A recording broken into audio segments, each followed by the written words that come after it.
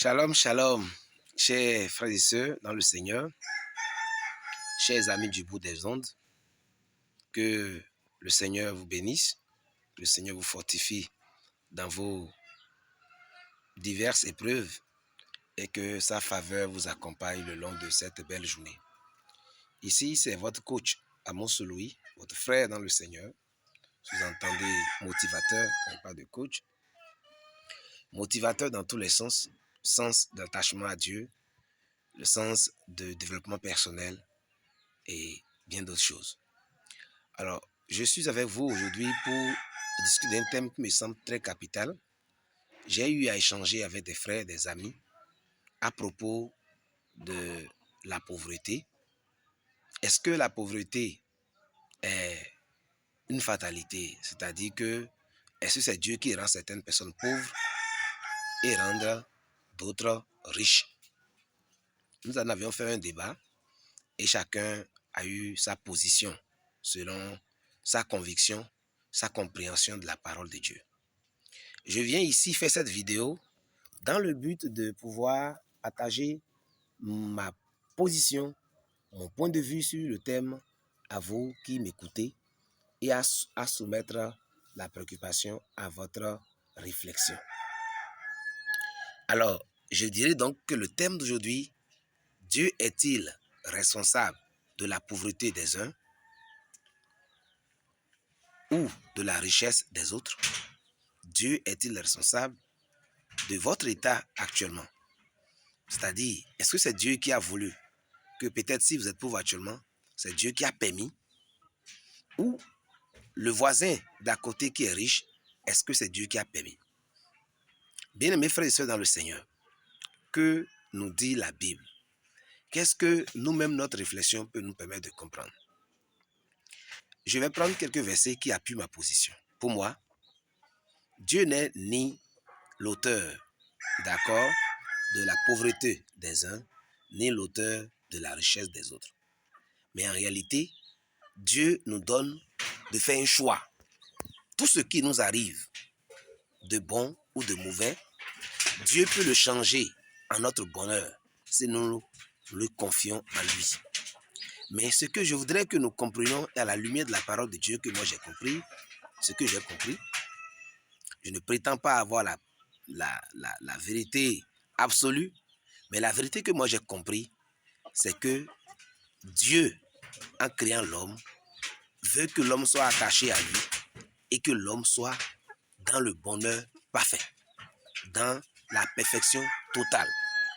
C'est pourquoi dans le jardin d'Éden, quand Dieu a créé Adam et Ève, la première chose qu'il fit, c'est de les bénir. Et on lit en substance, dans Genèse 1, verset 28, Dieu les bénit en disant, soyez féconds, multipliez, remplissez la terre et la sujettissez. Dominez sur tout ce qui est parmi les animaux, dans la faune, etc. Et dominer veut dire exploiter, manager, contrôler, régner. Chaque créature que Dieu avait créée, dans son intention, c'est de faire des êtres qui sont semblables à lui, capables d'être heureux, capables de régner, capables d'être à l'aise. Dieu les a bénis. Si Dieu a béni les êtres humains et qu'il voulait qu'ils soient heureux, ayant créé toutes les conditions pour que l'homme soit à l'aise, s'il n'y avait pas de péché, l'être humain ne connaîtrait pas le mot pauvreté. Puisque la pauvreté, c'est un état dans lequel quelqu'un manque du minimum dont il a besoin. La pauvreté est relative d'un pays à un autre, comme les économistes nous enseignent. D'accord? Mais il ne s'agit pas de la relativité ici. Quel que soit l'état de quelqu'un, dès qu'on peut te classer dans la pauvreté, tu dois savoir que ce n'est pas la volonté de Dieu pour que toi tu sois pauvre. Parce que dans les conditions normales sans le péché, Dieu n'a pas prévu de pauvreté, de manquement. Et je vais vous donner quelques exemples. Quand quelqu'un manque de quoi manger en 24 heures, en 48 heures, en 72 heures, ses enfants dorment dans la faim. Est-ce que vous croyez sincèrement que Dieu a destiné des gens qu'il a créés pour qui son sang a versé là? Dieu destine des gens a manqué de quoi manger. Il y a un frère qui a dit que c'est Dieu qui fait les pauvres, c'est Dieu qui fait les riches. Et qu'il faut qu'il y ait des riches, il faut qu'il y ait des pauvres pour que les riches existent. Pour qu'il y ait un équilibre. Parce qu'ils ont lu dans Deutéronome, Dieu a dit qu'il ne manquera pas de pauvres dans ton pays et qu'il fallait donc tendre la main aux pauvres. Bien aimé, si vous lisez bien le passage là, vous verrez que ce n'est pas que Dieu prend plaisir à la pauvreté. S'il prenait plaisir à la pauvreté, il n'allait pas chercher à l'éradiquer en disant à ceux qui en ont de tendre la main à ceux qui n'en ont pas. Et quand on lit Jérémie 29, verset 11, que dit la Bible? Il dit, je connais les projets que j'ai faits sur vous. Et quand il disait vous, il parlait à chaque enfant d'Israël. Ce sont des projets de paix et non de malheur, pour leur donner un avenir et de l'espérance. Bien aimé, pour ceux qui ont déjà vécu la pauvreté, vous comprendrez. C'est quel avenir un individu a quand il est pauvre?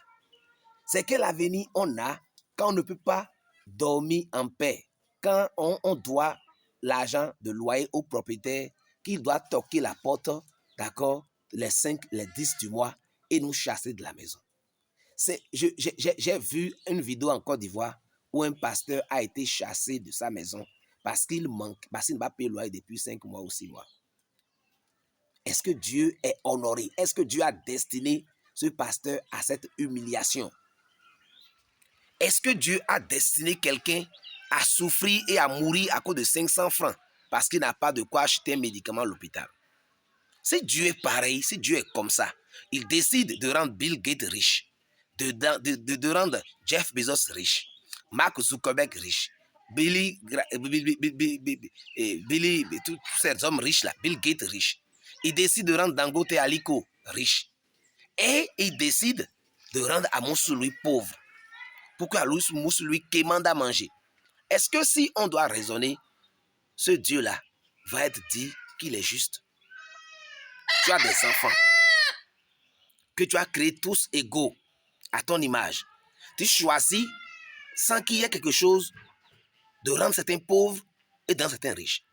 Bien aimé, je ne suis pas d'accord pour cette position. Vous qui m'écoutez, si vous êtes d'accord que c'est Dieu qui rend certains riches et certains pauvres, alors faites-moi savoir en commentaire ce pourquoi vous pensez cela. Mais pour moi, je voudrais que nous comprenions une chose. Le plan de Dieu a été toujours que l'être humain soit heureux. Et moi, je ne connais pas quelqu'un qui est heureux quand il a faim. Quelqu'un qui est heureux quand il est malade, il va se soigner. Quelqu'un qui est heureux quand ses enfants ne peuvent pas aller à l'école par défaut de fourniture. Quelqu'un qui est heureux quand il manque de quoi manger. Alors, bien-aimés frères et sœurs, comprenons que Dieu nous réserve toujours le meilleur. Et qu'en réalité, c'est à cause du péché qu'on est arrivé à cette histoire de pauvreté. La volonté de Dieu est que chacun soit heureux. Maintenant, vous avez la possibilité. Il dit, voici, je mets la bénédiction et la malédiction devant toi. Choisis la bénédiction, tu sois heureux.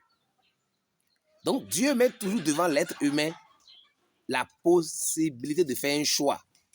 Si vous êtes pauvre, c'est que vous pouvez changer votre état. Et même l'histoire nous montre. Francis Ngannou, le boxeur camerounais, qui aujourd'hui a réussi à battre le plus grand boxeur du monde. Vous connaissez, si vous voyez son histoire, vous allez dire, mais c'est qu'il était destiné à être pauvre. Mais il a résolu que lui ne mourra pas pauvre. Il a traversé la mer. Il est resté dans la neige la nuit en France. Il s'est battu jusqu'à se faire une position aujourd'hui. Si des gens qui étaient pauvres ont pu se battre pour quitter leur pauvreté et devenir riches, vous allez me dire que c'est Dieu qui les a destinés à être riches. C'est pour ça qu'ils sont devenus riches. Et qu'il a destiné ceux qui sont encore dans le même état que les autres à rester pauvres. Non. Quel que soit l'état dans lequel vous êtes, vous pouvez le faire changer. La grâce de Dieu est disponible. Dieu n'est pas contre que vous soyez à l'aise. Dieu veut plutôt que vous soyez à l'aise. D'accord? Et quelle que soit la situation que vous voulez, la Bible dit, tourne ton regard vers l'Éternel. Fais de Dieu tes délices. Tourne vers lui ton regard. Et surtout, travaille. Travaille, demande-lui la sagesse. Demande-lui l'intelligence. Ne te fatigue pas quand tu échoues. Ne te baisse pas les bras. Si quelqu'un croit en Dieu, ne baisse pas les bras. N'est pas découragé. Quand il tombe, il se lève et implore toujours la bénédiction de Dieu sur sa vie. Il ne peut pas mourir pitoyable. Mourir dans la pauvreté extrême, dans la pauvreté dont nous parlons. Aucun Dieu Le Dieu qui a créé le ciel et la terre n'a destiné aucune personne à la pauvreté et aucune personne à la richesse. Il donne 24 heures à chaque être humain. Il donne la force à chaque être humain. Même les gens qui ne connaissent pas Dieu arrivent à réussir. C'est pourquoi Dieu va destiner des gens qui le haïssent à devenir riches, des gens qui le méprisent à devenir riches, et faire des gens qui croient en lui un groupe de pauvres et de misérables. Des gens sont venus à Jésus fatigués et chargés de leurs problèmes. Et Dieu dit, moi je préfère que les chrétiens à 95%, à 70% soient pauvres. Et je les ai destinés à la pauvreté. Maintenant, ceux qui ne le craignent pas là, il les destine à la richesse. Et ça, c'est logique. Est-ce que c'est logique que la plupart des chrétiens soient pauvres quand vous me dites que Dieu a destiné certains à la pauvreté et d'autres à la richesse? Et quand on remarque que la plupart des chrétiens sont pauvres, ça veut dire que Dieu a choisi de rendre les chrétiens pauvres. Est-ce que c'est vrai que Dieu a choisi de rendre les chrétiens pauvres et misérables? Moi, je crois que c'est faux. Il n'y a pas ce verset de la Bible qui va me dire que ce Dieu, le Dieu en qui moi je crois, soit responsable de la misère, de la pauvreté, de la honte, alors que quand on est pauvre, on est plus enclin au péché. Allez voir les prisons.